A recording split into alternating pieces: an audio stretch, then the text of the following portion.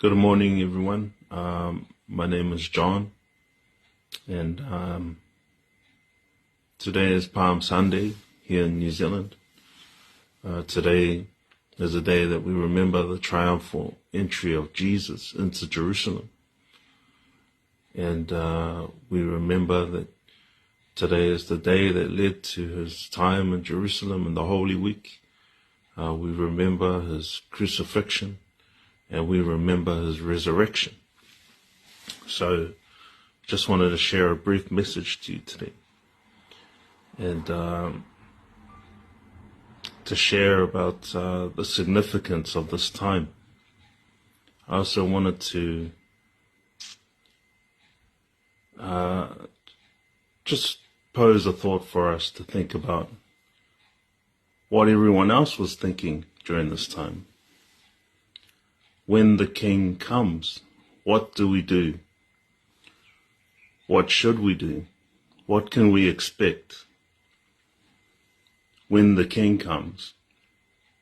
How will he find you? Will he be pleased with you? Will he be disappointed? Will he turn around and head the other way? So this morning I just want to touch on this topic, something for us to think about. Thank you for joining.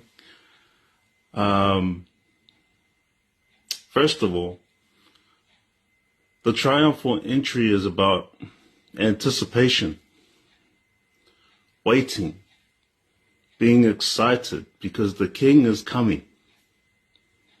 And if the King is coming, we should prepare. There was a man named John, not me. Many know him as John the Baptist. He was called by God to prepare the way for the Lord. And what was his message? John preached repentance. What is repentance? Repentance is a change of mind, a change of heart, about our sinful ways, about the things that we are doing in our lives that we know are wrong. We acknowledge our sin and we turn from them. That's what repentance is, simply put. So John was preparing the way for the Lord in the wilderness. The King is coming. The Messiah is coming. The triumphal entry into Jerusalem was the same. People were waiting for this King. Jesus was very popular at this time. His name was known all throughout the land. He was signaled as someone who had power and authority. He was known to be someone who could heal the sick, someone who came with the message of good news. These were oppressed people. They were under the governance of Rome. They wanted something new. They wanted freedom. And Jesus was the freedom they were looking for, hoping for. So Palm Sunday is recognized as the day that Jesus arrived in Jerusalem. Not the day that we eat corned beef as Pacific Islanders, but a day of celebration, of joy. And so I just want to share with you and raise this question of what we are going to do when the King comes.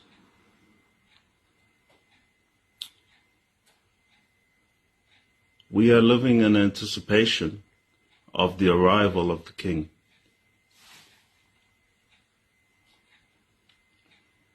There's a parable in Matthew chapter 25, verse 14 to 30.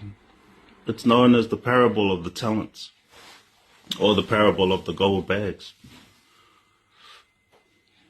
To summarize, it's about a master who left his servants with gold, with valuable things, with gifts.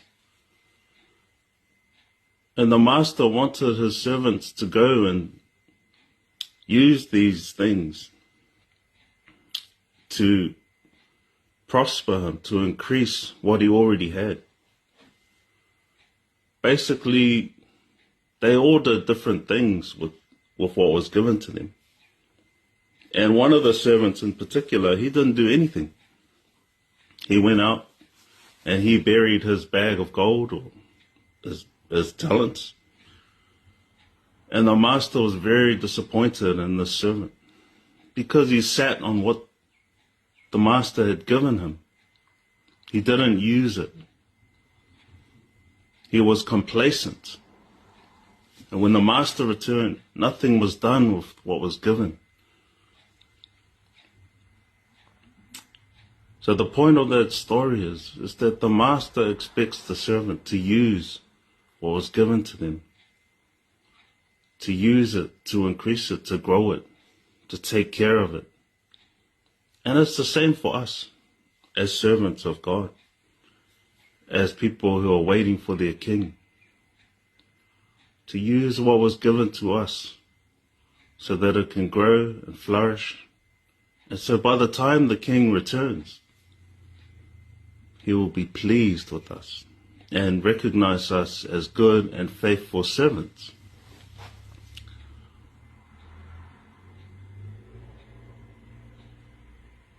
So this is something for us to reflect on today as we wait for the king, as we continue to live our lives. What are we doing for the king? What have we prepared for the king? What are we laying down for the king? I just want to leave you with that thought, and I just pray the Lord will be with you. Thank you for joining me in this short message. I pray that your family may be blessed, that you may have a joyful week, and that God may be with you in everything you do. God bless you.